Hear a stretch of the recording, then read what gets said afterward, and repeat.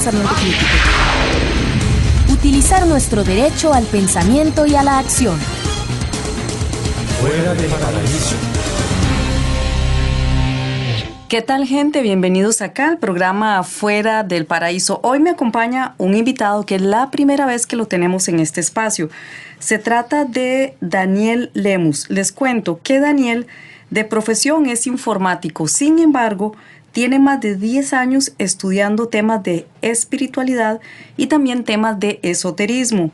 Les cuento también que Daniel es director del proyecto Ágora y también es miembro del Centro de Estudios Jungianos.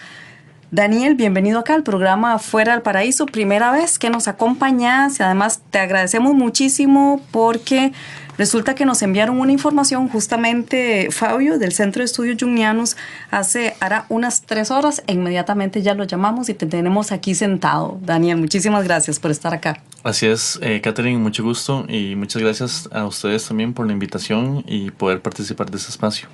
Muy bien, hoy vamos a desarrollar un tema que, como todo en este programa, tiene que ver con lo que es el autoconocimiento, tiene que ver con lo que es esa exploración que hacemos los seres humanos desde diferentes áreas del conocimiento. Aquí ustedes saben que hemos hablado desde la psicología, desde la neurociencia, desde la antropología, desde la filosofía, pero también podemos hablar del autoconocimiento desde otro tipo de ciencias o artes más esotéricas, más espirituales, que también se mezclan con temas psicológicos. Así que si nos hablas un poquito, Daniel, sobre este tema del autoconocimiento, ustedes van a dar un taller y luego les vamos a contar de qué se trata, pero nos resuena muchísimo el tema del tarot, por ejemplo, o la cábala.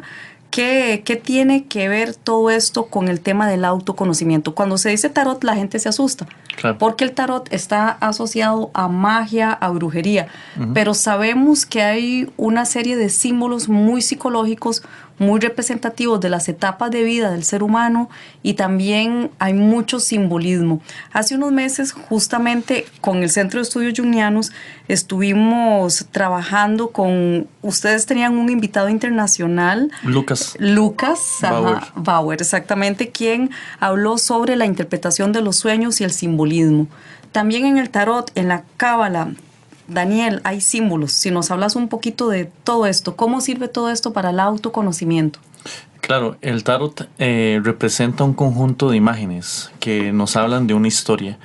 Y en la mayoría de los casos esto es una historia personal, pero en otras ocasiones también resulta que es una historia colectiva. Puede ser la historia de una sociedad, de un país o incluso de la humanidad. Nos presenta esta historia en forma de mito y esto es muy importante entenderlo así.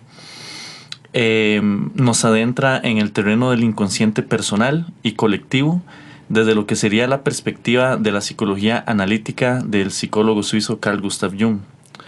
Ingresar al inconsciente es una tarea que pocas veces realizamos. Allí se gestan los contenidos que hemos reprimido o que están fuera del alcance de nuestra personalidad o conciencia, lo que se conoce como la mente consciente. Sin embargo, estos contenidos son los que muchas veces tienen mayor peso y determinan muchas de nuestras conductas y por ende nuestro destino. Quiero detenerme un momento aquí porque mencionaste que el tarot se relaciona muchas veces con la hechicería, con la adivinación. Y aquí me referí que estas imágenes que convergen en nuestra mente, en el inconsciente, pueden determinar muchas veces nuestro destino. No me estoy refiriendo aquí por la influencia de una fuerza externa, de esto como de un planeta o de la mala suerte, ¿no? Sino que muchas veces estas imágenes o estos contenidos que tenemos en nuestra mente, ellas se presentan en nuestra vida cotidiana, crean hábitos y estos hábitos crean conductas y estas conductas por ende traen consecuencias y esas consecuencias pues crean nuestro destino, de esa forma de verlo. Claro, están hablando de algo muy muy importante y es el inconsciente. Incluso Daniel nos acaba de decir que muchas veces no nos detenemos poco a estudiar qué hay ahí en ese inconsciente. Y ya sabemos que desde el inconsciente humano vienen muchísimas programaciones y bueno, se habla de cuándo ese inconsciente fue programado. Si nos vamos a la psicología más clásica, más tradicional, hablamos de las programaciones de infancia, tenemos todos los niños, los temas de niño interior, el tema del trauma. Si nos vamos a lo transpersonal o a la transgeneracional, ya hablamos de, por ejemplo, el alma o el espíritu de la familia, ¿verdad? Correcto. Y más allá, y más allá, y más allá.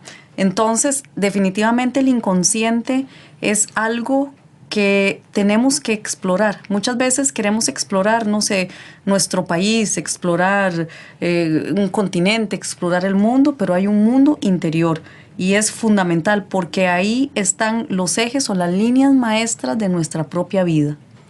Es correcto.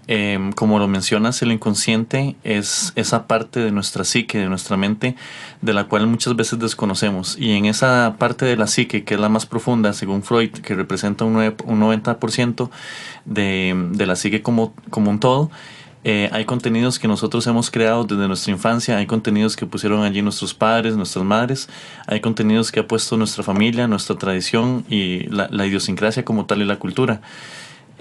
Como vos lo dijiste, son programaciones y muchas de ellas son incompatibles con realmente lo que queremos para nosotros, lo que deseamos para nosotros, y por eso es tan importante emprender este viaje al inconsciente.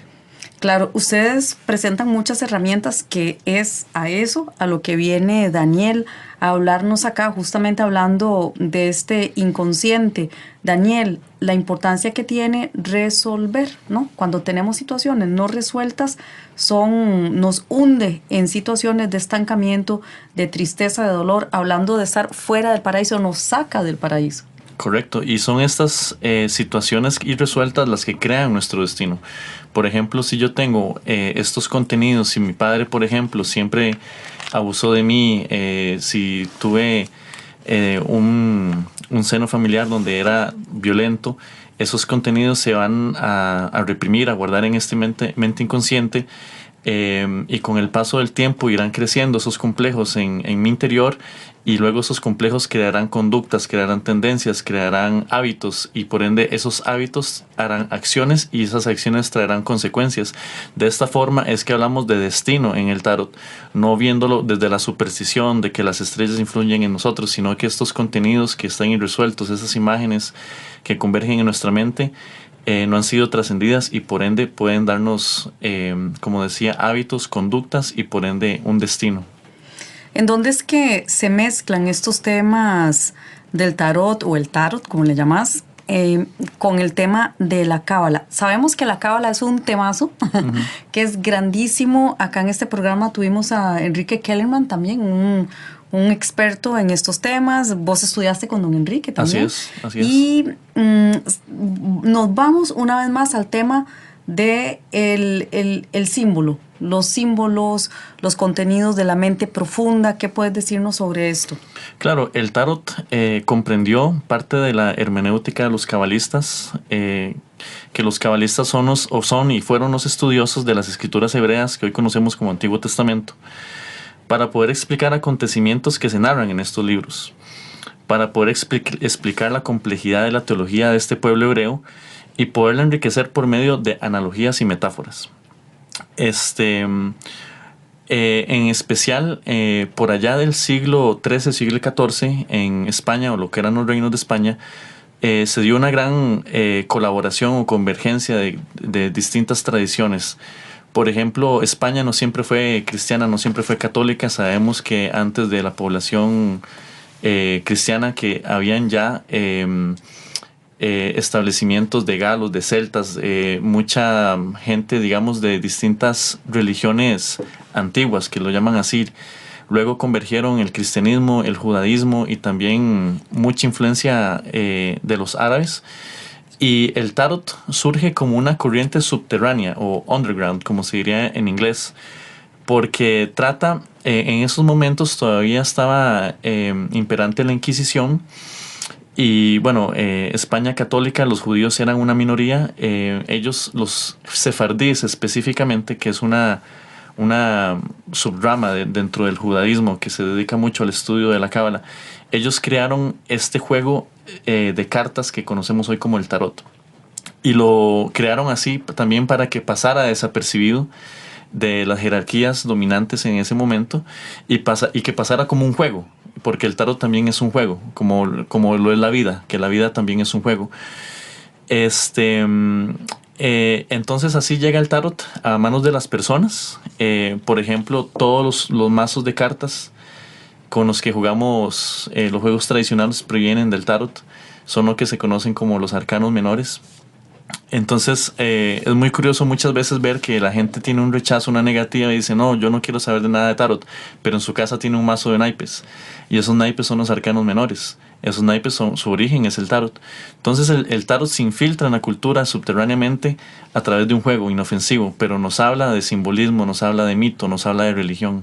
Una cosa interesante que mencionaste ahora es justamente la complejidad de culturas, de creencias, de religiones. Es que, a ver, el ser humano siempre ha sido multicultural, toda la vida. Esto no es solamente de ahora. Y por supuesto que es muy interesante cuando se hacen estudios de culturas comparadas, religiones comparadas, encontrar que hay, digamos, cordones umbilicales en las historias. Correcto. Hay historias que cuenta, por ejemplo, el budismo, que cuenta el zoroastrismo, que cuenta el judaísmo, el cristianismo, y vaya sorpresa, cuentan más o menos la misma cosa. Y ahí hablan ustedes de un monomito, de historias que parecieran diferentes, pero lo mismo. Que puedes decirnos al respecto. Claro, yo creo que aquí es un tema un poco delicado, ¿verdad? Pero a manera personal yo siento que no existe algo tal como la ortodoxia, que es lo que estás mencionando, ¿verdad? Muchas veces estamos muy aferrados, estamos muy acostumbrados a que nuestra religión es la única, pero cuando nosotros, por ejemplo, indagamos en otras culturas, en otras religiones, vemos que hay patrones, que hay estructuras que se repiten, como dices tú, como dices en otros relatos. Y es aquí donde los judíos sefarditas, los cabalistas del siglo XIII y siglo XIV, vieron la oportunidad de introducir un sistema de imágenes, de metáforas y de analogías dentro de su tradición, y así fue como ellos crearon el tarot.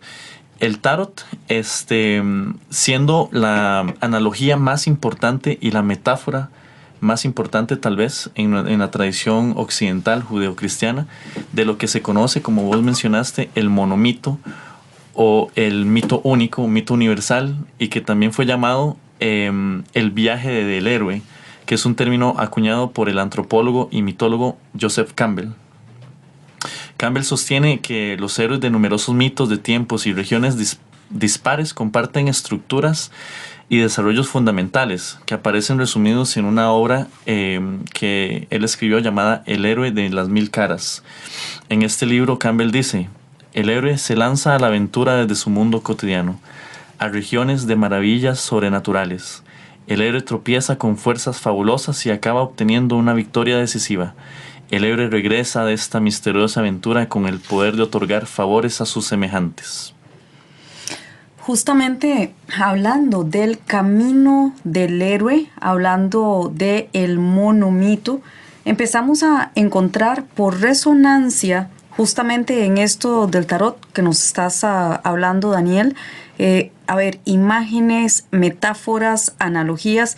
En el siguiente segmento vamos a profundizar más, porque nos vas a guiar justamente en cuál es ese camino del héroe, cuál es ese monomito. Van a ver ustedes qué cosa más interesante lo que es usar la imagen, la metáfora, la analogía, los símbolos para explicar cosas, caminos que todos vamos a recorrer. Porque justamente ahora que Daniel nos va a hablar sobre el camino del héroe, cómo se plantea desde estas tradiciones, muchos y muchas nos vamos a sentir absolutamente identificados, porque esto tiene que ver con el camino de la vida, no sé si el árbol de la vida también. Que habla la cábala, y tiene que ver con, interesante, lo que es la mezcla entre el esoterismo y la psicología o la ciencia y la espiritualidad. Antes se creía que era algo separado, incluso hasta que estaba divorciado. Habían pleitos, todavía los hay, para las personas que tienen menos conocimientos. Sin embargo, ya hoy hay grandes congresos internacionales a nivel mundial de este binomio, de este casi matrimonio entre ciencia y espiritualidad. Y es bien interesante ver cómo se conectan este tipo de conocimientos quizás más esotéricos o más espontáneos surgidos de los pueblos con los avances y los descubrimientos científicos, por ejemplo, sobre las psiques, por ejemplo, la intrapersonalidad. Vamos a hacer un corte y ya regresamos. Hoy estamos acá en el programa Fuera del Paraíso con Daniel Lemus, quien nos está trayendo estos temas que tienen que ver justamente con ciencia, espiritualidad, esoterismo, y va a haber un taller con una señora que ya nos van a contar, organizado por 3 instituciones, una mexicana, 2 costarricenses, pero ya les vamos a contar más adelante. Fuera del Paraíso. Revoluciona tu pensamiento y tu acción.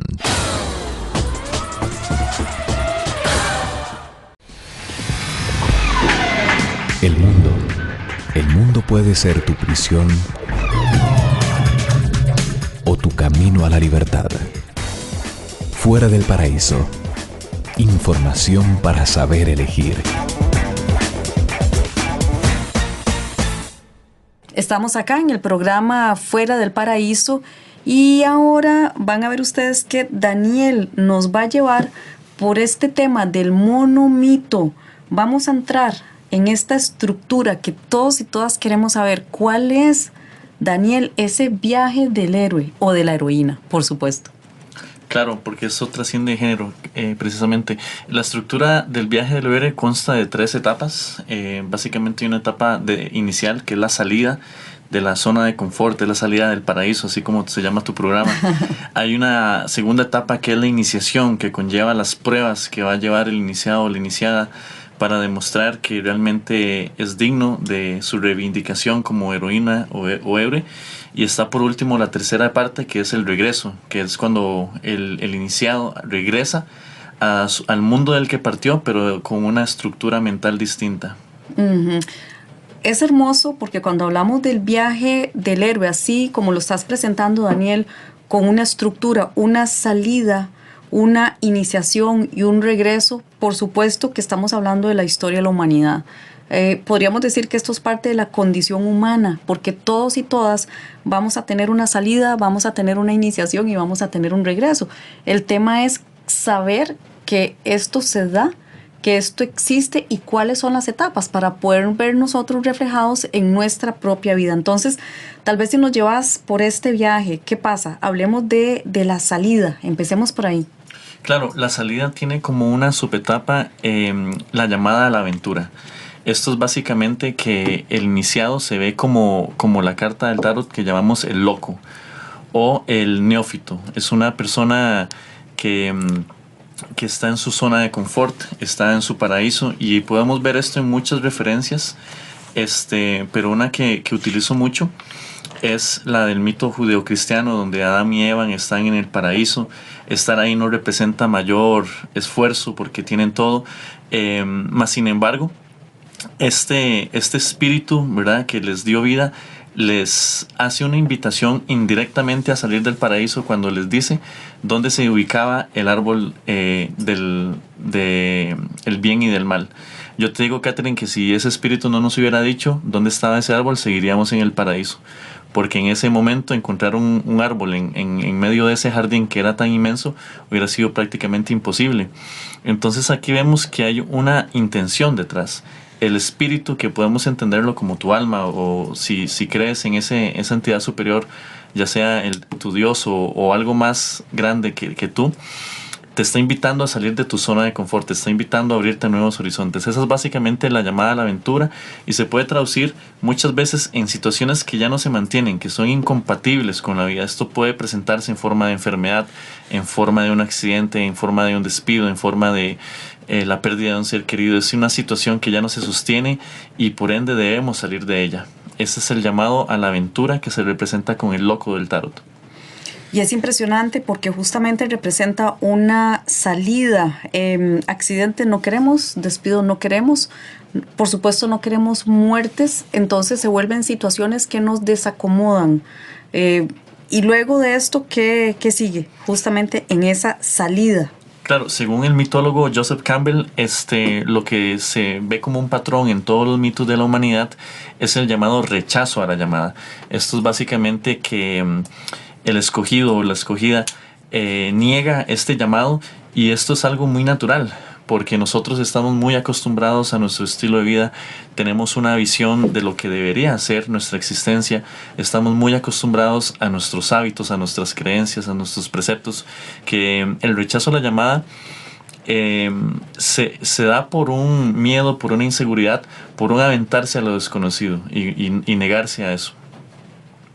Claro, es como el bebé que se niega a crecer, que se niega a caminar. Por supuesto que el tema del miedo en este rechazo a la llamada, David, significa que queremos permanecer en nuestra zona de confort. Es como decir, no queremos movernos. Si no hay algo externo o incluso interno, algo que nos movilice, un cambio fuerte, grande, nosotros vamos a elegir siempre permanecer en ese paraíso, que no es tan paraíso, ¿no? Porque no estar en ese paraíso no es evolutivo, ¿no? Exactamente. No vamos a estar ahí siempre en ese Edén, en ese jardín. Bueno, ¿y dónde queda la vida? ¿Dónde queda el conocimiento? No te puedes conocer el mundo. O sea, tiene que haber algo que te saque del paraíso. Claro. Otra situación con la que me gusta ilustrar esta etapa es, digamos, muchas veces hábitos nocivos o vicios, específicamente adicciones a drogas fuertes que tenemos donde rechazamos esa llamada porque la vida misma nos está mostrando que nuestro estilo de vida es incompatible, pero ya hemos recibido 1, 2, 3 campanazos y aún así nos negamos a dejar del hábito. O puede ser con una relación enfermiza, una relación que ya no va, una relación de violencia, donde hemos recibido varias llamadas y aún así las negamos. Hay una alegoría del perro que al morder un hueso, las astillas del hueso se empiezan a incrustar en sus encías, pero del placer, del dolor, no puede el sabueso dejar de mover el hueso. Esto es lo que un psicólogo mencionaba como un jouissance. Esto es en la psicología lacaniana, que es un placer, un dolor y placentero que nos mantiene en esa situación. Justamente en esta estructura del viaje del héroe, estamos hablando de la primera parte, la salida. Correcto. Ya David nos habló sobre la llamada de la aventura, nos habló también sobre el rechazo de la llamada. ¿Y qué pasa ahora con el tema de la ayuda sobrenatural? Claro, la ayuda sobrenatural viene en aquel momento en que la persona no puede por ella misma. Ve esta prueba, salir de su zona de confort como algo como un reto muy abrumador, como una prueba de la cual no sabe si podrá lograrla. Y la ayuda sobrenatural viene de muchas maneras. Aquí se puede presentar como un familiar, como un amigo, puede presentarse como el padre de la parroquia de tu pueblo, puede ser incluso un sueño, una revelación, una imagen arquetípica como la del pontífice, la del sumo sacerdote, que te habla y que te empodera y te dice: ten la seguridad de que vas a estar bien, a pesar de que es un camino difícil, a pesar de que la muerte está involucrada, la muerte psicológica, no la muerte física. Ten la seguridad de que eso en lo que tú crees que es más grande que tú, puedes llamarlo Dios o la diosa o en lo que tú creas, está contigo y te va a acompañar. Y es aquí donde las ayudas empiezan a mostrarse. El individuo ve que no está solo y que él lo que tiene que hacer es comenzar a andar. Otra referencia dentro del mito cristiano es cuando Jesús parte de su Via Crucis, las 3 Marías limpian sus heridas, le dan agua, e incluso en una parte del trayecto, si no me equivoco, es Andrés el que le ayuda a Jesús a llevar la carga de la cruz del madero hacia su Via Crucis. De eso se trata esta tercera etapa de la ayuda sobrenatural. Es importante conocer este tipo de analogías, este tipo de simbolismos, para poder también ir haciendo una lectura de nuestra propia vida. Y es que es una belleza, porque en qué momento todos también estamos en este viaje del héroe. solamente el hecho de estar en este mundo, en este planeta, de haber nacido, de tener que crecer, de tener que incursionar en el mundo, ya estamos aquí, sí o sí, nos hace tener que transitar este camino y este sendero. Poder identificarlo de esta manera también es otra forma de sistematizar el conocimiento, es otra forma de analizar el camino de la vida. Entonces, estamos justamente en la salida. Otra de las manifestaciones, etapas o subetapas, Daniel, es el cruce del primer umbral. Correcto. En algunas tradiciones podemos ver esto como el guardián del umbral.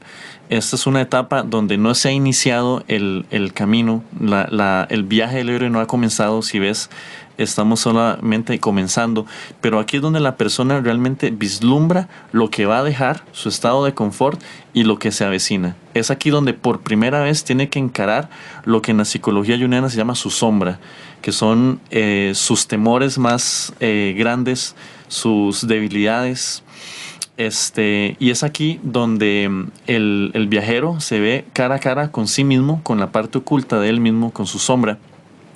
Y él ve lo que se avecina. Aquí ve la complejidad de lo que conlleva ese cambio que él quiere hacer. No es un cambio acomodadizo, no es una respuesta ligera, no es una palmadita en la espalda para sentirme bien, no es un cambio instantáneo, es un trabajo, es un camino arduo el que se avecina. Y aquí es donde se van vislumbrando todas esas arañas, todos esos langostas, todo lo que representa tal vez algo como una relación enfermiza, que seguramente pensábamos que no, es que esto es por tal cosa, o que un hábito sea una droga. No, es que este hábito es algo que yo lo tengo dominado, pero a veces caigo. Pero lo que se desenvuelve de ese viaje son las razones que se desenvuelve, las vemos hasta que estamos frente a frente en ese umbral al inconsciente. Claro, y es que también el tema de las sombras es un tema muy importante, ¿no? Justamente las sombras son esas partes oscuras, ocultas, lo que nosotros no vemos. Obviamente le tenemos miedo, pero también son cosas que se manifiestan dentro de nosotros. Importantísimo también en un proceso de crecimiento personal y autoconocimiento, poder conocer nuestras sombras, e incluso se habla de abrazarlas o enfrentarlas, porque recordemos que para que hayan luces tienen que haber sombras, y ciertamente tenemos que conocer nuestra luz representada por todo el potencial, pero también tenemos que conocer nuestras sombras y enfrentarlas y no tenerle miedo, porque las sombras también nos integran, somos luces y sombras, ni somos solo sombra ni somos solo luz. ¿Qué más nos puedes decir? Estamos todavía en la salida. ¿Y qué pasa ahora con el vientre de la ballena? Que me encantó aquí todo el simbolismo, las metáforas. ¿Qué podemos decir sobre esto?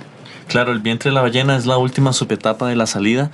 Una vez que hemos pasado el guardián del umbral, ese umbral al inconsciente, hemos visto y enfrentado nuestra sombra, aceptamos voluntariamente nuestra muerte. Y esta no es una muerte física, estamos hablando de una muerte psicológica. La persona que va a ingresar dentro de sí mismo no es la misma que va a surgir, la que va a regresar de este viaje. Entonces, en muchos mitos de la humanidad, la ballena es un símbolo que está presente, y esto no es ajeno al cristianismo. En el mito de Jonás es devorado por una ballena, y la ballena lo que representa es un monstruo marino, un monstruo de las profundidades del océano, el mar tenebroso del que hablaba Jung. Es el mar del inconsciente, es de lo que desconocemos, es adentrarnos a ver una fauna de la cual nunca hemos escuchado ni visto. Pensamos que somos conscientes de nosotros mismos, que todo lo sabemos, que todo lo podemos. Daniel puede esto, Catherine esto y lo otro, pero cuando entramos en el inconsciente vemos nuestras contradicciones, vemos todos esos contenidos irresueltos, vemos complejos paternos y maternos. Entonces el vientre a la ballena es voluntariamente aceptar que vamos a iniciar un proceso de muerte, ser tragados por ella. Claro, es interesante cuando se ve este simbolismo o esta metáfora de la ballena, ese monstruo de las profundidades. Me hace recordar muchísimo, Daniel, lo que es el inconsciente de Freud. Recordemos que Freud se le achaca, ¿no? Ser casi como el que descubre, ¿no? Es esa ballena, ese monstruo inconsciente. Y hoy sabemos que los estudios que se han hecho sobre el cerebro humano y sobre el inconsciente, ya hoy estamos hablando sobre el nuevo inconsciente. El nuevo inconsciente en oposición al inconsciente de Freud, que es como esta ballena, este monstruo de las profundidades, y hoy le están metiendo un adjetivo calificativo al inconsciente y es el nuevo y sabio inconsciente, porque no solamente en el inconsciente está esa oscuridad y esos monstruos, sino que también, y eso es algo que lo ven ustedes, el inconsciente tiene todo un potencial, y aquí entra la espiritualidad o el conocimiento prerracional, conocido como intuición, y es que el inconsciente también sabe. También hay algo en ese inconsciente, en ese monstruo, en esa ballena, que no es toda oscuridad, sino que si nosotros logramos conectarnos con nosotros mismos, hay una luz interna que nos muestra el camino. Ahí entra la espiritualidad, ¿no? Por eso hablamos del nuevo inconsciente, pero todavía nos tenés más, ¿verdad? Porque falta ahora en esta estructura que nos está presentando Daniel de El viaje del héroe. Aquí estamos terminando, vos me decís, la primera parte, que es la salida. Correcto. Y entramos ahora a la iniciación. Solo un comentario que me parece importante cuando hablamos de el mundo profundo, de las profundidades y las oscuridades del inconsciente. Nos referimos alegóricamente a oscuridad porque no somos conscientes de ello. No es porque moralmente sea bueno o malo. Cuando decimos la sombra o la oscuridad, no estamos hablando de pecados que son moralmente inaceptables, sino de cosas que no somos conscientes. Por eso lo llamamos oscuridad. La iniciación trae consigo las pruebas iniciáticas, que es para Joseph Campbell, mitólogo, la primera subetapa de la iniciación, y es aquí donde empezamos, por decirlo así, después de la ayuda, después de ser asistidos, después de ingresar al inconsciente, de ser tragados por la mente inconsciente, donde se nos va a forjar ese carácter que va a determinar si somos aptos o no para lo que resta del viaje. Ya aquí estamos en la segunda etapa, ¿no? Es correcto. Y estamos hablando de la iniciación. Dentro de la iniciación vamos a arrancar con otra subetapa, como nos dice Daniel, y es el tema de las distintas pruebas. Y tenemos 1 minuto para hablar de esto antes ya de pasar a la tercera parte de este programa. Las pruebas generalmente se presentan en 3 y representan también los 4 elementos: tierra, agua, fuego y aire. Y estas pruebas representan analógicamente o metafóricamente las pruebas emocionales con el agua, las pruebas materiales con la tierra, las pruebas de los pensamientos y los sueños con el aire, y las pruebas de las pasiones y las iras, los orgullos con el elemento fuego.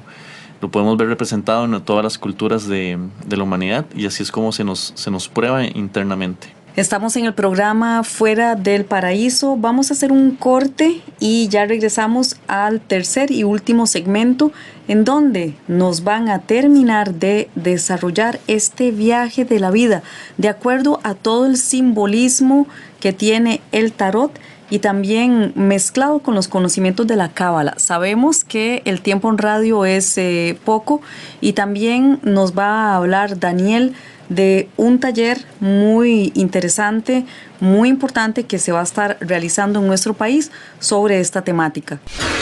Fuera del Paraíso. Revoluciona tu pensamiento y tu acción. Fuera del Paraíso, porque estar mejor siempre es posible. Estamos acá en el programa Fuera del Paraíso hablando sobre este viaje de vida que todos emprendemos desde este mundo totalmente de imágenes, de metáforas, de símbolos, de analogías, que es representado por las cartas del tarot, pero manejado de otra manera. Recuerden que cuando hablamos de tarot está muy asociado a magia, brujería, pero aquí lo toma la psicología, lo toma la ciencia, desde el símbolo, desde la metáfora, y se nos habla sobre cómo esto realmente se vuelve una excelente representación de la psique humana. Y íbamos justamente por la segunda etapa del viaje del héroe. Íbamos justamente por esta iniciación. ¿Qué más podrías decirnos sobre esto, Daniel? Quizás algo que se llama la apoteosis. Claro, dentro de esta etapa de la iniciación, esto también podemos hacer una referencia dentro del mundo católico, de igual forma como existen en todas las otras tradiciones, pero esto se ha expuesto en un poema muy noble que se llama La noche oscura del alma, de Juan de la Cruz, donde él explica las penurias y la agonía que pasa el alma en esa noche oscura y tenebrosa al pasar por estas iniciaciones, donde se nos prueba el carácter, donde se nos prueba lo material con la tierra, donde se nos prueban las emociones con el agua, los pensamientos que nos inundan con el aire y las emociones instintivas, pasionales del fuego. En esta iniciación hay dragones, hay doncellas, hay emperadores, hay reinos, hay castillos, y todo culmina con la apoteosis, que es el resultado final de este trayecto, de esta iniciación. Es aquí donde el iniciado ha resuelto todas las conjeturas, se han acabado las contradicciones, luz y sombra son una sola, se ha integrado, y aquí es donde viene el don final para ese individuo. La persona, por decirlo así, vive una paz, una plenitud, un sentido de eternidad que lo alimenta, porque ha resuelto esas situaciones que se presentaban en su vida cotidiana, ¿verdad? Y que no le permitían un funcionamiento, digamos, pleno o total con la totalidad de la vida. Entonces, al resolver esta situación de adicción o de la pareja, que muchas veces pensamos que el problema es nuestra pareja, pero cuando entramos en ese umbral y nos iniciamos y nos empoderamos, ¿verdad? Y ya tenemos ese sentimiento de empoderamiento, de independencia, nos dignificamos a nosotros mismos. Volvemos a ser el rey de ese reino del cual fuimos expulsados. Y ese sentimiento es la apoteosis, ese sentimiento de plenitud que se da en ese momento. Claro, es interesante, hablando de conducta humana, ahora que mencionaste el tema de las sombras, cuántas cosas nosotros hacemos justamente por no ser conscientes de nuestra sombra y por no haber integrado nuestras sombras. Entonces, por ejemplo, ¿cuánta gente se atreve a emitir un cheque sin fondos? ¿Cuánta gente se atreve, por ejemplo, a hacer una estafa, o no cosas tan graves, digamos, pero, por ejemplo, descuidar la salud, comer de más, cometer una transgresión a una dieta que estás haciendo, un régimen que te ha costado muchísimo? ¿Cuántas personas que se dicen pacíficas de repente terminan agrediendo a un niño, una niña o a su mascota, haciendo un abuso de poder? ¿O cuántas personas se sobregiran con sus tarjetas de crédito? ¿Y qué tiene todo esto que ver? En todo esto está presente este camino del héroe, en las decisiones, en nuestros demonios, en cómo se manifiesta el inconsciente. Ahora que hablabas de la ballena de Jonás, por ejemplo, en los Yoses hay un grupo de deudores anónimos en donde es bien interesante analizar todas esas oscuridades profundas, esa ballena que te traga, cuando se ve que detrás del uso del dinero hay razones profundamente emocionales e incluso hasta inconscientes. Cuando se tarjetea, cuando se pasa una tarjeta, de repente te está tragando la ballena. Entonces, bueno, hablabas de esta apoteosis ya cuando vamos superando muchísimas cosas en este viaje del héroe, porque la vida es un viaje, y entramos luego a una tercera etapa. Es correcto, y esta tercera etapa se llama el regreso.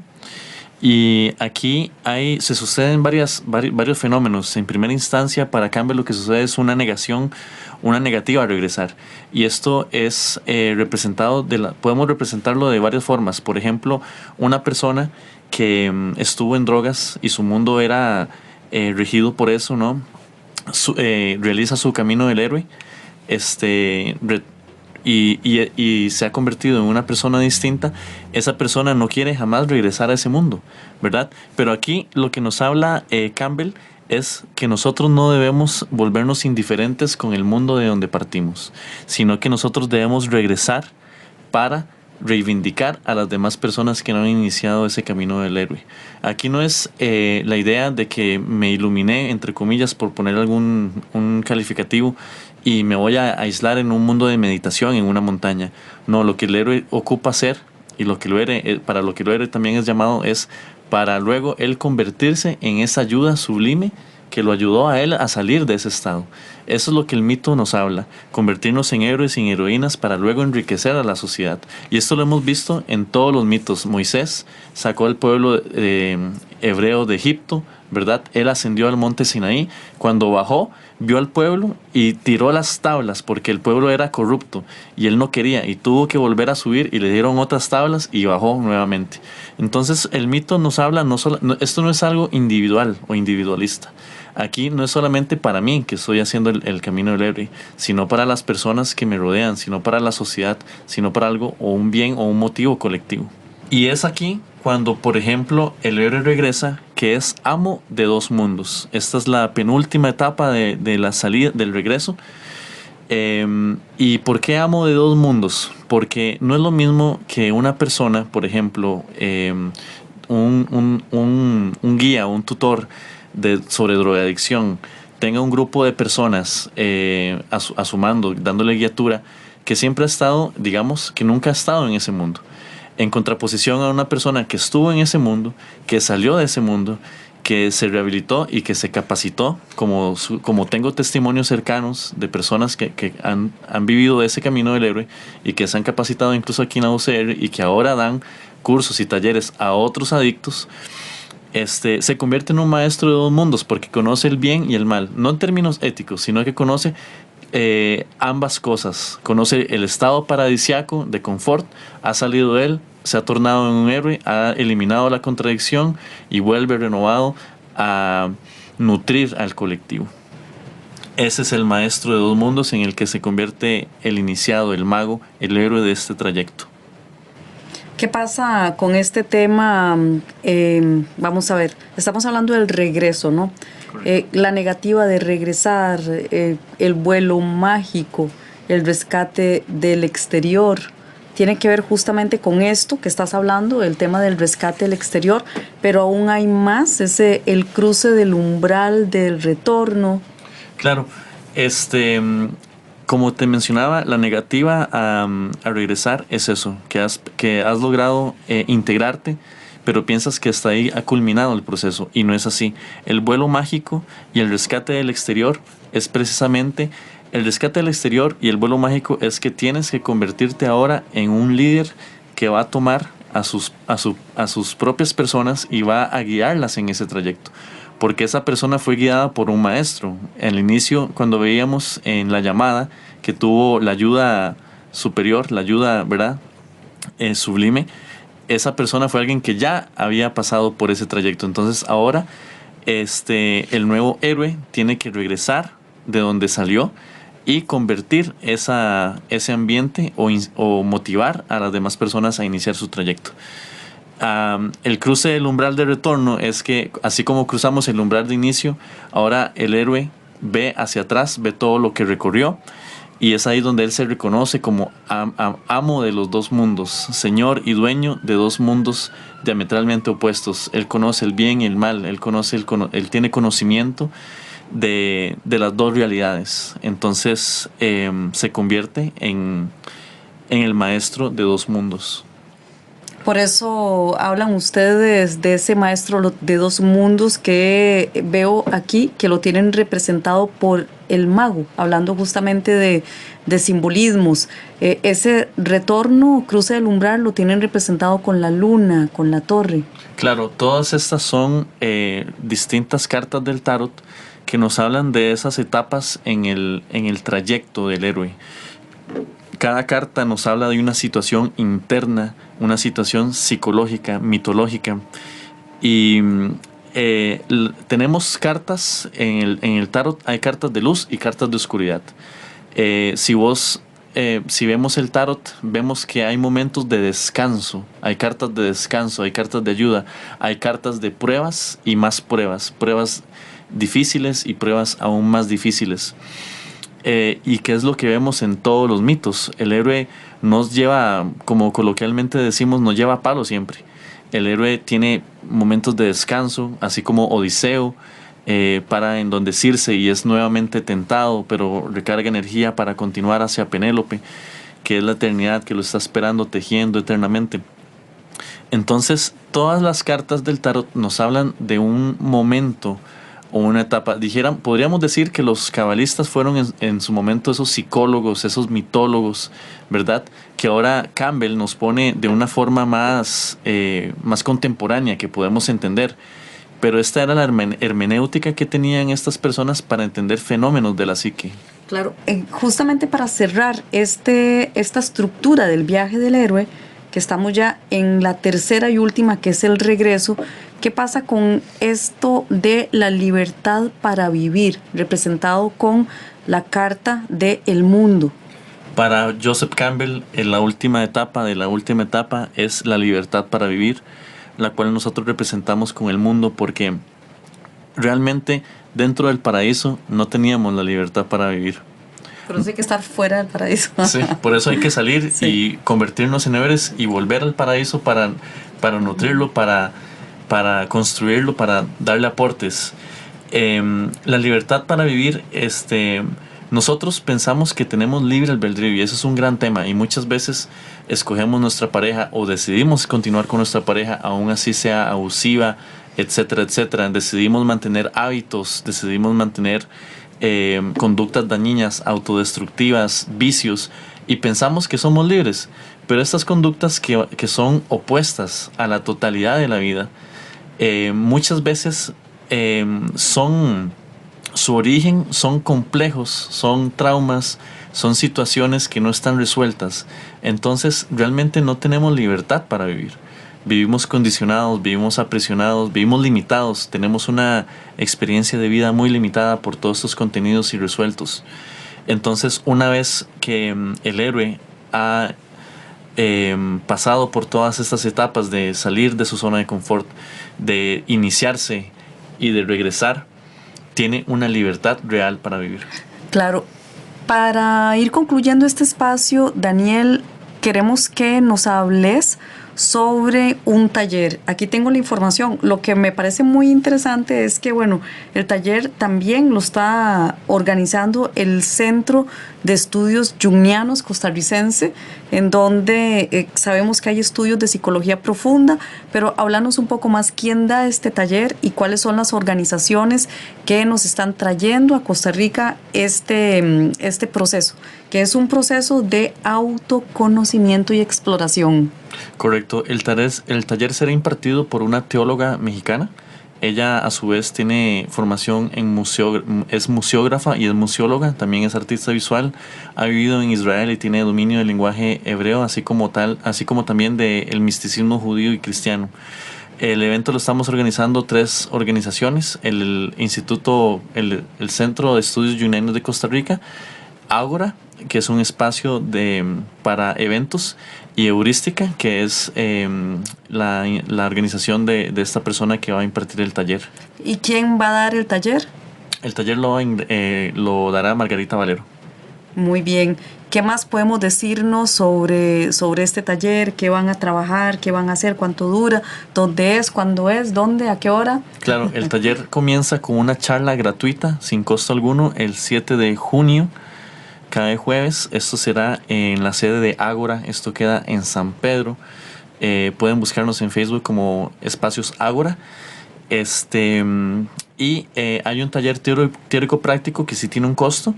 Los interesados pueden escribirnos para dar los detalles, pero son 8 sesiones.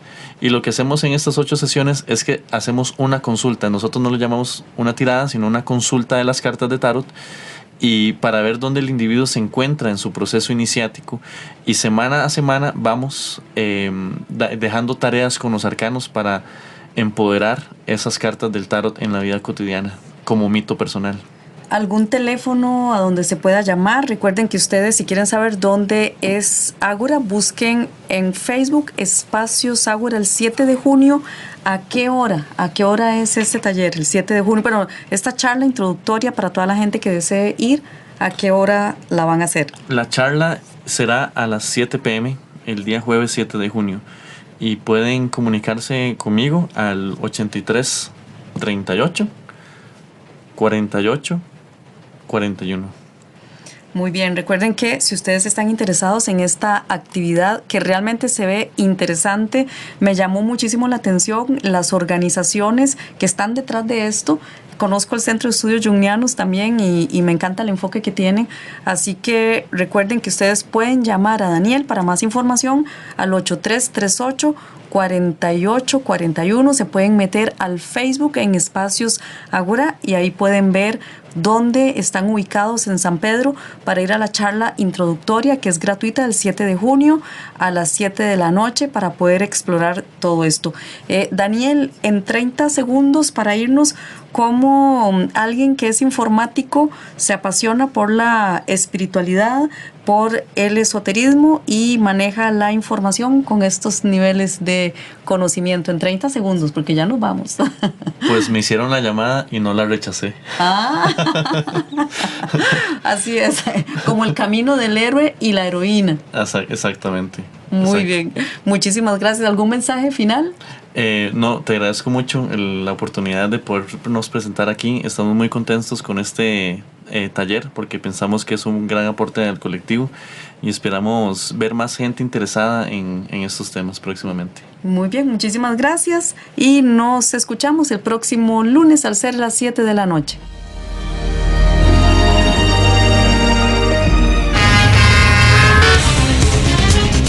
Fuera del paraíso. Pero es importante que las personas aprendan a manejar. ¿Qué es un pensamiento crítico? Te esperamos los lunes por la 101.9 FM. Fuera del paraíso.